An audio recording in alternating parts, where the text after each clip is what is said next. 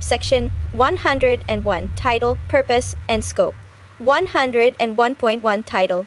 These regulations shall be known as the National Structural Code of the Philippines, 2015, Volume 1, 7th edition. Second printing, and may be cited as such, and will be referred to herein as this Code. 101.2 Purpose. The purpose of this code is to provide minimum requirements for the design of buildings, towers, and other vertical structures, and minimum standards and guidelines to safeguard life or limb, property, and public welfare by regulating and controlling the design, construction, quality of materials pertaining to the structural aspects of all buildings, towers, and other vertical structures within this jurisdiction.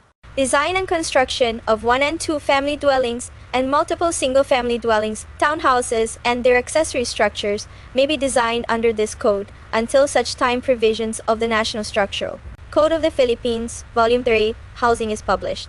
101.3 Scope. The provisions of this code shall apply to the construction, alteration, moving, demolition, repair, maintenance, and use of buildings, towers, and other vertical structures within this jurisdiction.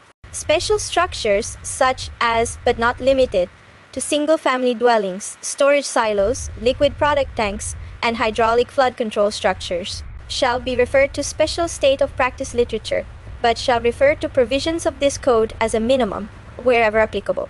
For additions, alterations, maintenance, and change in use of buildings and structures, see Section 108, where in any specific case, different sections of this code specify different materials, methods of construction, or other requirements. The most restrictive provisions shall govern except in the case of single-family dwellings. Where there is a conflict between a general requirement and a specific requirement, the specific requirement shall be applicable. 101.4 Alternative Systems. The provisions of this code are not intended to prevent the use of any material, alternate design, or method of construction not specifically prescribed by this code, provided any alternative system has been permitted and authorized by the building official, see Section 1 and 2.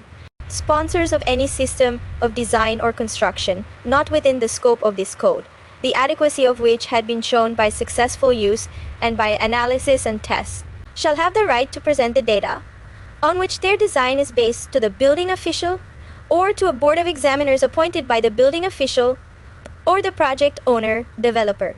This board shall be composed of competent structural engineers and shall have authority to investigate each case so submitted, to require tests, if any, and to formulate rules governing design and construction of such systems to meet the intent of this code.